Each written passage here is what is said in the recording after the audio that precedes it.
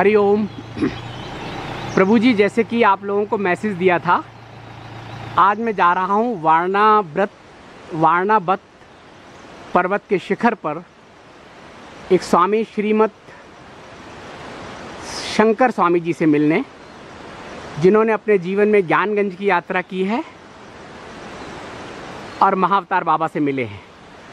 वहाँ जाने का बड़ा दुर्गम रास्ता है।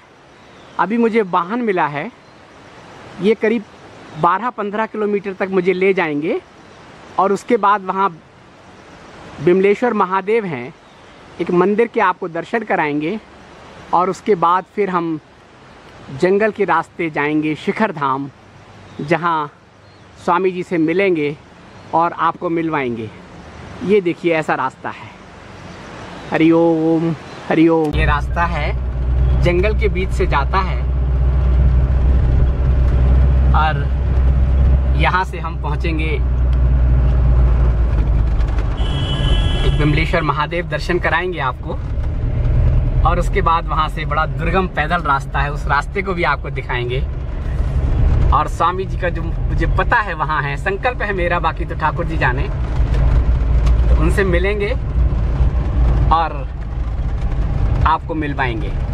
तो हमारे साथ यात्रा कीजिए वारणावत पर्वत की। महाभारत में भी इसका जिक्र है, पुराणों में भी इसका जिक्र है। और पांडव उनको जब वनवास हो गया था, तो वो लाक्षा ग्रह में जहाँ पर आग लग गई थी और वो बच गए थे, वो लाक्षा ग्रह भी यहीं पर है। और यहाँ वर्ष में एक बार वारणावत की परिक्रमा होती है। हरिओम। प्रभु जी, यहाँ तक तो गाड़ी का साधन मिला। अब यहाँ से ये जो आप देख रहे हैं जंगल, इसमें यहाँ पर आगे जाने पर एक संग्राली गांव है, कंडार देवता का मंदिर, और वहाँ कंडार देवता का मंदिर है और बिमलेश्वर मंदिर। और यहाँ हम जा रहे हैं, वहाँ बिमलेश्वर मंदिर है और ये जंगल आप देख रहे हैं। अब यहाँ से पैदल रास्ता है, दुर्गम भी है और शिखर, वारणावत के शिखर तक पहुँचेंगे अब। हरिओम। तो अभी आपको ले चलेंगे वारणावत शिखर पर। वहाँ एक स्वामी जी के बारे में मैंने आपको बताया था, उनके दर्शन होंगे। यहाँ एक मंदिर है बिमलेश्वर। ओम।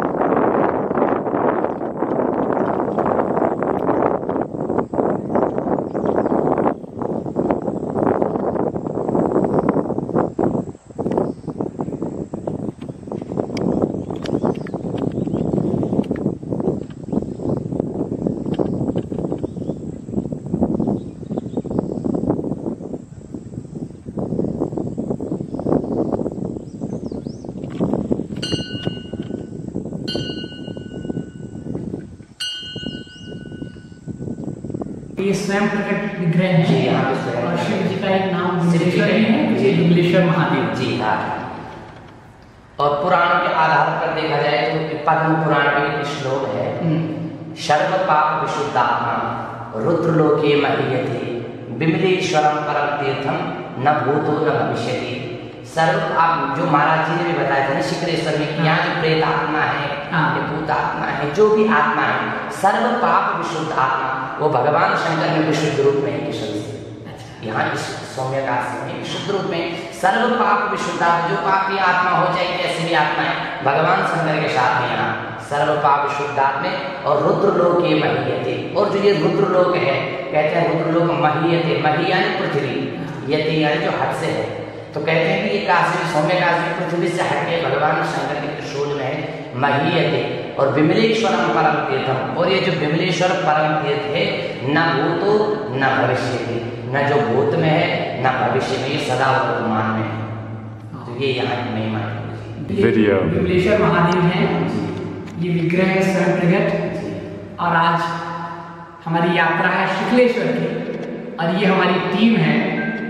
ये पंडित दिवाकर शास्त्री जी हैं, आप हरीश डंडवाल जी हैं, और ये हमें वहाँ शुक्लेश्वर ले जाने के लिए आए हैं। और दिवाकर जी तो वृंदावन में रहे, इन्होंने वहाँ से शास्त्री किया, वहाँ से विद्या अध्ययन किया, इन्होंने भागवत कथाएं की हैं और आजकल भागवत कथा करते हैं, पूजन करते हैं, आराधन करते हैं। और यही पास में एक संग्राही गांव है, वहाँ रहते हैं जहाँ कंडार देवता हैं, और आपको उनके दर्शन कराएंगे। ये भारत यहाँ के आखिरी गांव के ऊपर जंगल में ये मंदिर बना है। आप हरीश डंडवाल जी हैं, समाज सेवी हैं, सबकी सेवा करते हैं, यहाँ के बाकी लोगों की पॉलिटिकल के इलेक्टेड पदों पर भी रह चुके हैं, लेकिन मूलतः समाज सेवा। और आज ये इनके साथ हमारी यात्रा होगी शुक्लेश्वर की। और जो इस समय ये वीडियो बना रहे हैं, ये मिस्टर माइकल हैं, ये इंग्लैंड से यहाँ आए दर्शन करने, और लॉकडाउन में यहीं रह गए, तो पिछले 4 महीने से इसी मंदिर में हैं, और ये हमारे साथ जाएंगे। तो हम चारों की यात्रा होगी शुक्लेश्वर की। ये चीड़ की घास है, चीड़ के वृक्ष हैं, तो ये स्लिपरी भी होते हैं, इसलिए ये लकड़ी का सहारा लेकर और आ रहे हैं। बाबा जी का है संकल्प है तो विकल्प बन ही जाते हैं, मैंने आपसे कहा भी था। अभी जा रहे हैं, स्वामी जी वहाँ मिलेंगे, आप लोगों को मिल गए तो दर्शन कराएंगे, कैमरे पे अगर उन्होंने बात की तो आपको बातें भी सुनवाएंगे। तो ये है, देखिए रुक रुक के जाना होता है, और यहाँ सांस फूलती है, ऑक्सीजन की कमी हो जाती है यहाँ पे। ऐसे में जा रहे हैं, और 1-1.5 घंटे का और सफ़र है, और उसके बाद हम लोग पहुँच जाएंगे। देख रहे हैं ये चीड़ की घास है ये, और ये बहुत स्लिपरी होती है, और पूरे उसमें ये बिछी हुई है। आपने सुना होगा कि चीड़ के जंगलों में अगर आग लग जाए तो वो बुझती नहीं है। क्यों? क्योंकि इसकी ये घास बहुत ज्वलनशील होती है। एक चिंगारी भी अगर इस पर पड़ जाए तो पूरे जंगल को जला देती है। गए हैं, ऊपर आ गए हैं, ये देखिए पूरा नीचे से जंगल दिखाई दे रहा है, देखिए। और यहाँ पर ये जो आप देख रहे हैं रास्ते में ना, ये चीड़ के फूल हैं। ये वो पत्तियां थी, ये फूल हैं चीड़ के। रास्ते भर देखिए ये पड़े हुए हैं, गिर जाते हैं, सूख जाते हैं। देखिए देखने में ऐसा लगता है एक कृति लगती है। ये देखिए कितने सुंदर लग रहे हैं। ऐसा है प्रभु जी। अब चलते हैं, लेकिन सांस बहुत फूल रही है, लेकिन विश्राम करते करते चल रहे हैं। पहले जब आए थे ना 2008-9 में, तो गांव से आके जंगलों में घूमते थे, गुफाओं में, तब शरीर का बल था। अभी इच्छा शक्ति का बल है। अभी संकल्प का बल है। आप लोगों से संवाद होना है, आप लोगों को यात्रा करानी है, ये उसका बल है। चलें। देखिए वहाँ दूर आप देख पा रहे हो गंगा जी भी आपको दिख रही हैं। ये देखिए यहाँ से 5 किलोमीटर नीचे वो बस्ती है, गंगा जी भी हैं। आपको दिखाए थे मैंने, ये चीड़ के फूल हैं। प्रभु की जो भी कृति है उसका सबका उपयोग होता है। यहाँ प्रभु जी ने बताया कि यहाँ जो नीचे गांव से जो लोग जंगल में आते हैं वो सर्दियों में इसको ले जाते हैं बीन के और घर में जलाते हैं, और इतनी तेज और देर तक अग्नि जलती है। कहते हैं एक रख देते हैं, आग लगा देते हैं और चाय बना लो, खाना बना लो, इसी का इस्तेमाल करते हैं सर्दियों में। लकड़ी तो मुश्किल होती है, काटना मना है, घास तो एकदम ज्वलनशील है। देखिए स्लिपरी भी है, ये देखिए सीधे, और यहाँ जोक बहुत होती है, इसलिए जूते पहन के आना पड़ा। तो देखिए हर चीज का उपयोग है। यहाँ देख रहे हैं प्रभु जी, ये जला हुआ है चीड़। क्या हुआ? ये घास है, पत्ती है, कभी कोई निकले होंगे, कुछ होंगे, चिंगारी आ गई होगी, आग लग गई होगी, फिर लोगों ने बुझा दी होगी, तो देखिए पेड़ जल गया। इस तरह से आग फैल जाती है जंगल में। और ये जो आप देख रहे हैं मेरे पीछे, ये जो वृक्ष देख रहे हैं, ये बुरांश है। बुरांश का नाम आप लोगों ने सुना होगा, नहीं हो तो नेटवर्क पे सर्च कर लीजिए। इसके फूल होते हैं और इसका जूस बनता है, और ये बहुत पौष्टिक होता है। हृदय रोगियों के लिए तो ये अमृत है, ये बुरांश के फूलों का जूस। और काफी महंगा है, शहरों में जाके बोतल में आता है तो बहुत महंगा हो जाता है। तो यहाँ गांव के लोग इनके फूलों को ले जाते हैं, घर पर इसका जूस बनाते हैं और इसको पीते हैं। यहाँ हिमालय में लोग जड़ी बूटियों का उनको ज्ञान होता है, वृक्षों का ज्ञान होता है, पौधों का ज्ञान होता है, और वो उसी से अपना जीवन यापन करते हैं, और इतने ठंड में माइनस टेम्परेचर में भी रहते हैं। तो ये देखिए जला हुआ वृक्ष, और ये बुरांश। मैंने बुरांश का जूस पिया है जब मैं हिमालय घूमता था, तो आखिरी गांव के बाद जंगलों में घूमता था। यहाँ तो जंगल में वृक्ष हैं, लेकिन गंगोत्री के ऊपर तपोवन में, यमुनोत्री के ऊपर जाने के बाद, या मुंशारी के ऊपर जाने के बाद, मिलम ग्लेशियर में, वहाँ वेजिटेशन नहीं है। वहाँ की जो घास है इतनी बड़ी होती है, इतनी बड़ी, बस। यहाँ वृक्ष हैं। जानकारी इसलिए दे रहा हूँ कि कहीं भी जाते हैं तो जानकारी भी होनी चाहिए, वहाँ की भौगोलिक स्थिति, वहाँ की पेड़ पौधे, वृक्ष और जलवायु, और ये सब क्या है। देखिए जंगलों में लोग कहते हैं आग लगती, कैसे लगती है? जंगलों में आग फैल जाती है, बुझती नहीं है। हरे पेड़ है, आग मुश्किल से लगती है। आग ऐसे लगती है, ये ज्वलनशील होते हैं बिल्कुल। एक चिंगारी डालोगे, सब पे फैली है, पूरे जंगल में पहुंच जाएगी, और जो पेड़ उसकी चपेट में आ गया वो पेड़ भी जो है खाक हो जाएगा। तो जूम करें तो आप देख पाएंगे, ये देखिए, ये है उत्तरकाशी और उसके आसपास के गांव, और ये जो आप देख रहे हैं ये गंगा जी हैं। ये देखिए, और गंगा जी के साथ ये देखिए आसपास के गांव बहुत दूर हैं, इसलिए आपको एक साथ दिखाई दे रहे हैं। और यहाँ पर एक और नदी है जो यहाँ गंगा जी में मिलती है। यहाँ पर ये देखिए, इस नदी का नाम है इंद्रावती। ये यहाँ से आ रही है, ये देखिए।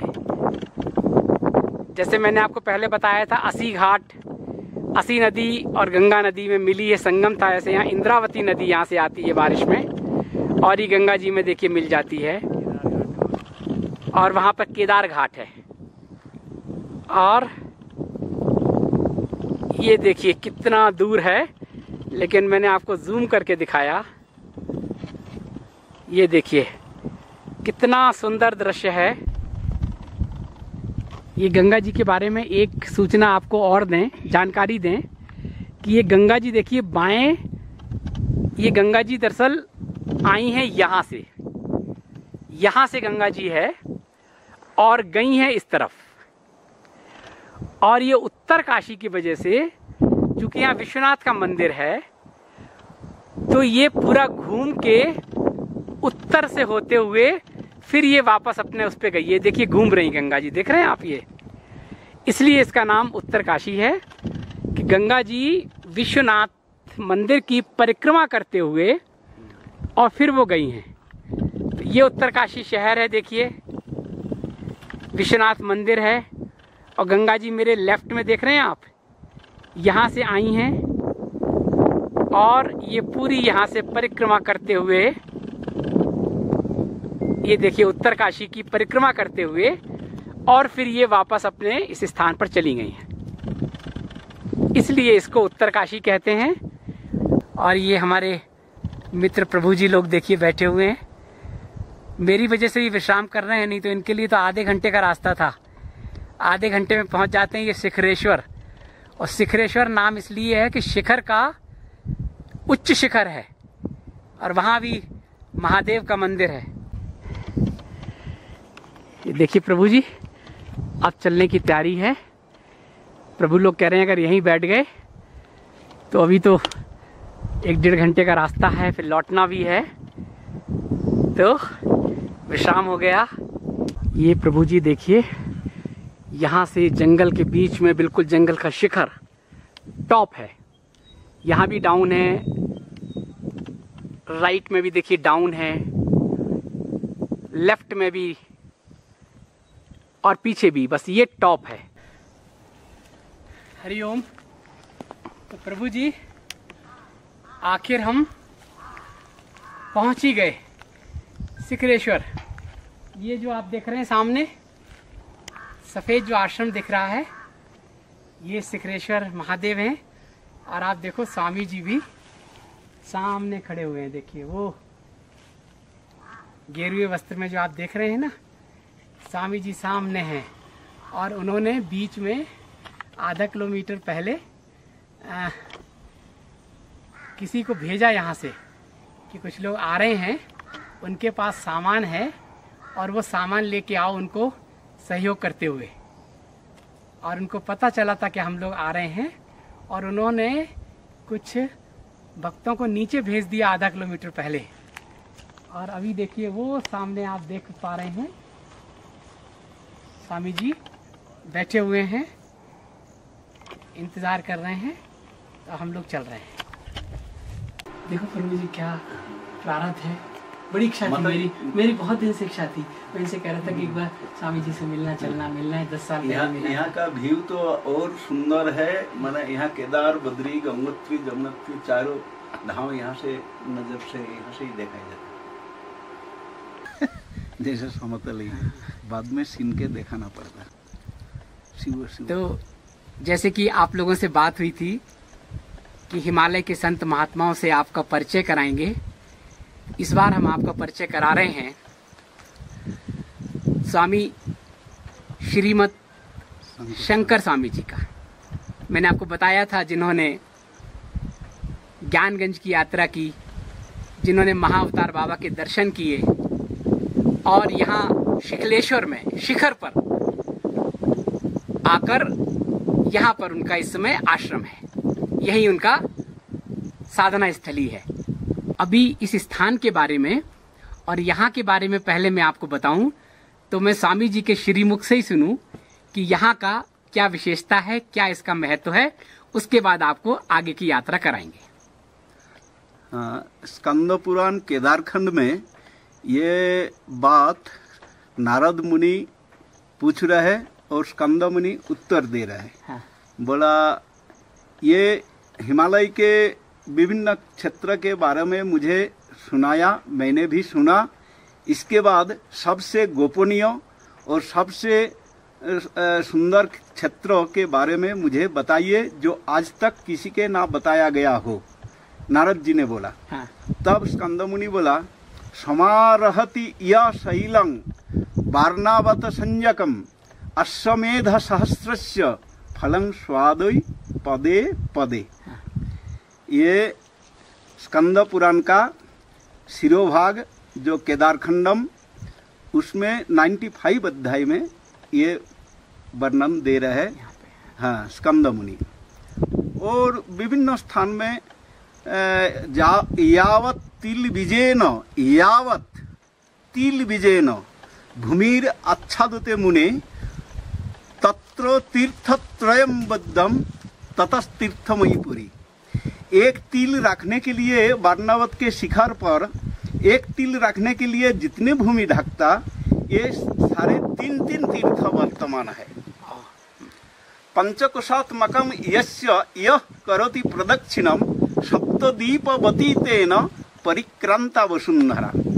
अर्थात 7 द्वीप समेत इस जो धरती, ये पृथ्वी, इसके जो परिक्रमा का फल है, जो तीर्थ है इस धरती के ऊपर, समग्र तीर्थ का फल ये पंचकोश, वरुणा और असी, इसी बीच में इसके परिक्रमा करने से पंचकोश कंप्लीट होता।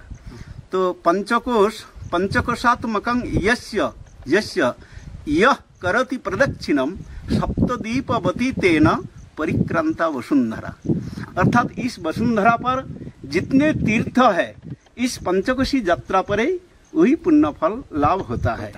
इस स्थान पर ये इस वारणावत में विभिन्न पुराण, जैसा ब्रह्मवैवर्त पुराण, हरिवंश पुराण और विष्णु पुराण और स्कंद पुराण में इसी ढंग से इसके वर्णन मिलता।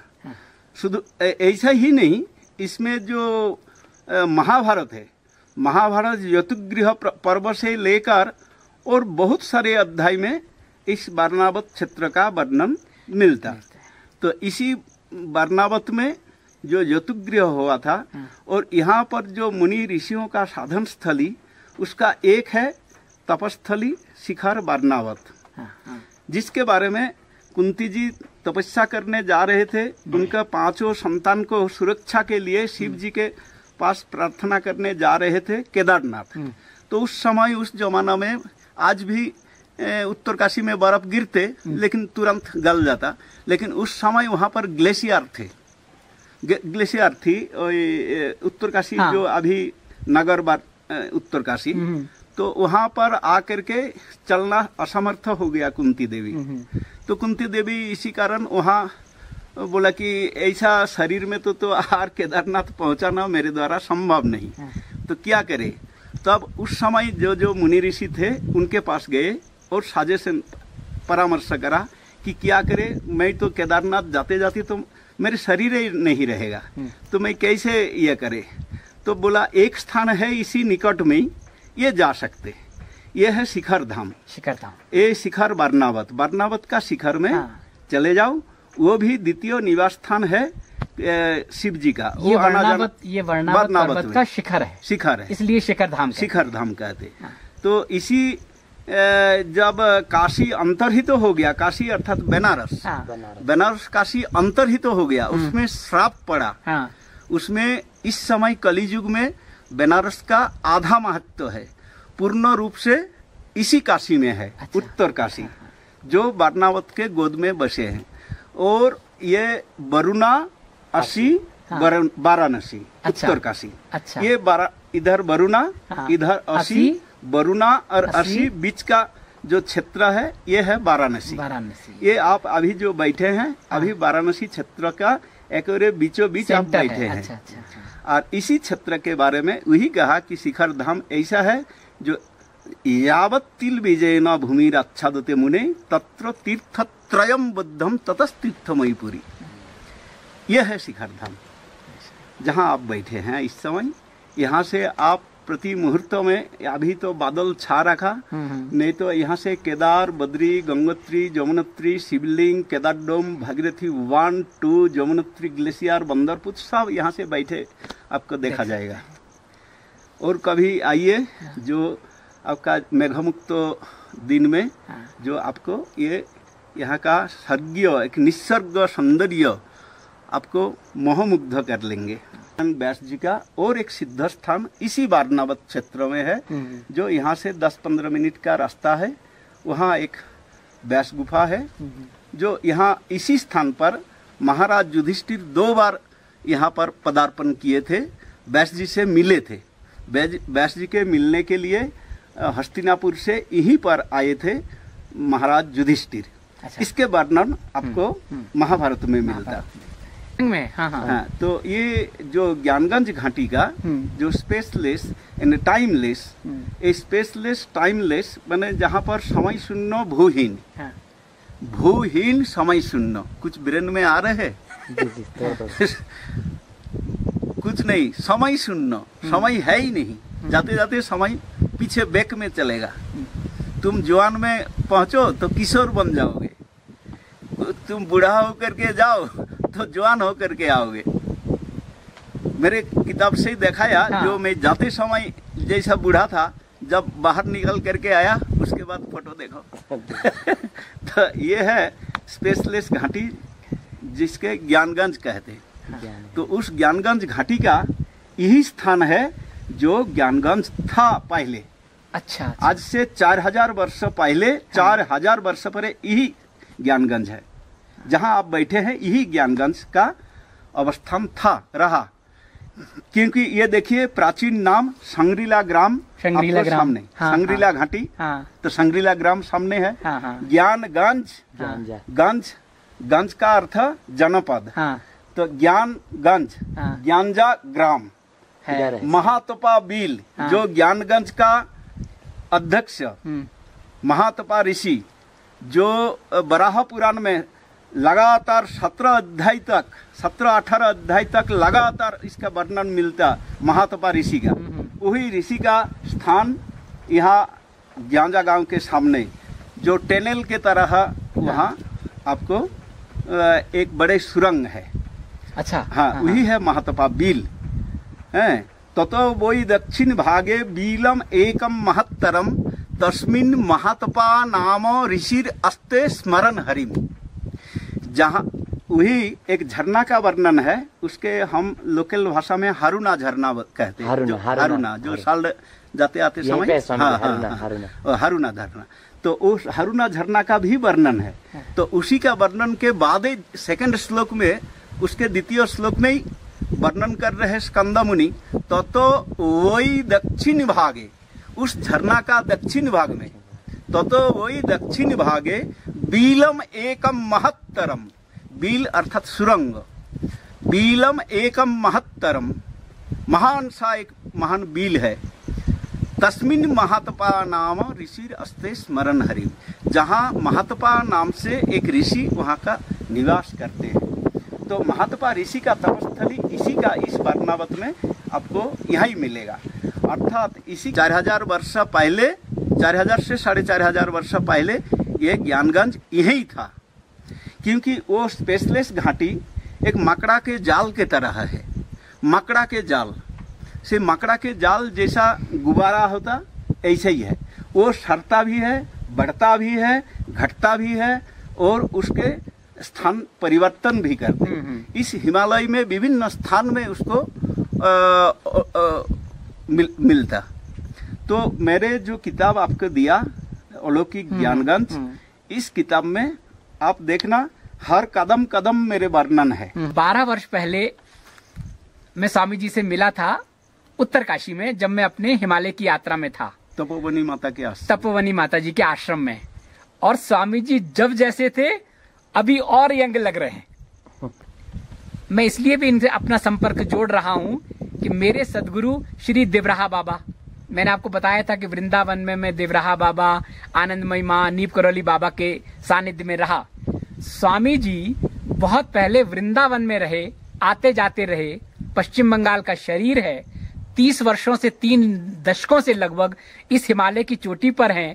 पूरा भारत उन्होंने भ्रमण किया है और वृंदावन में रहे। बता रहे थे कि वहां जब रुकते थे मां आनंदमयी के आश्रम में, तो नाव से जाते थे देवराहा बाबा से मिलने के लिए, जब देवराहा बाबा मचान पर रहते थे। तो मुझे लग रहा था कि कोई ना कोई कनेक्शन तो मेरा होगा स्वामी जी। आनंदमयी माँ, देवराहा बाबा, हाँ, ये सभी ये संयोग बना कि आज यहाँ आके मुझे नहीं पता था कि इस तरह से कि स्वामी जी यहाँ हैं, लेकिन संकल्प जब होता है तो विकल्प बन ही जाते हैं। तो ऐसे बना। अब हम यात्रा को आगे बढ़ाते हैं। 12 वर्ष पहले जब मैं आया था तब स्वामी जी की ज्ञानगंज की यात्रा नहीं थी, लेकिन मैंने स्वामी जी से खेचरी मुद्रा के बारे में जाना था। स्वामी जी की खेचरी मुद्रा, वो कहते हैं ये रहस्यमय चीजें हैं, ये सूक्ष्म चीजें हैं, इसलिए उसका प्रदर्शन करने में विश्वास। अगर आपको ज्ञानगंज का अनुभव जानना हो तो स्वामी जी आपके सामने बैठे हैं। ये वहां गए और इन्होंने एक पुस्तक में उसका पूरा विवरण, स्टेप बाय स्टेप कैसे गए, कहाँ गए, किससे मिले, ये वहां गए, वहां रहे और वहां रहकर वापस आए। और अभी देखिए यहाँ पर इस जंगल में, हिमालय के इस जंगल में इतने ऊपर आके, यहाँ कोई आसपास कोई गांव नहीं है। जो गांव है वो नीचे संग्रीला गांव नीचे छूट गया और बाकी सब गांव नीचे रह गए। और इतना पैदल आके ये ऊपर आके यहाँ पर 3 दशकों से है। स्वामी जी ने बहुत ऐश्वर्य का जीवन भी जिया अपने समय में। बहुत सारे महापुरुष, बड़े बड़े लोग स्वामी जी को बुलाते हैं, लेकिन कहते हैं कि मुझे वो सबसे लेना देना नहीं है। प्रणब मुखर्जी जब प्राइम प्रेसिडेंट थे तो उन्होंने प्रेसिडेंट हाउस में स्वामी जी को बुलाया था, उनका सम्मान किया था, लेकिन वो इस सब में प्रदर्शन में विश्वास नहीं करते, डाउन टू अर्थ। अभी जब हम आए तो बोले कि देखो एक फक्कड़ से भी मिल लो, अपने आप को वो फक्कड़ ही मांगते हैं। तो ये है कि डाउन टू अर्थ आज भी बिल्कुल साधारण तरीके से रहना। इनका आप बेड देखें, इनका आप स्थान देखें, बिल्कुल लगेगा डाउन टू अर्थ। और 30 वर्षों से यहाँ पर हैं और इन्होंने वहां की यात्रा की, पूरे देश की हिमालय की यात्रा की। होता है यहाँ पर 4 फीट बर्फ होता है सर्दियों में।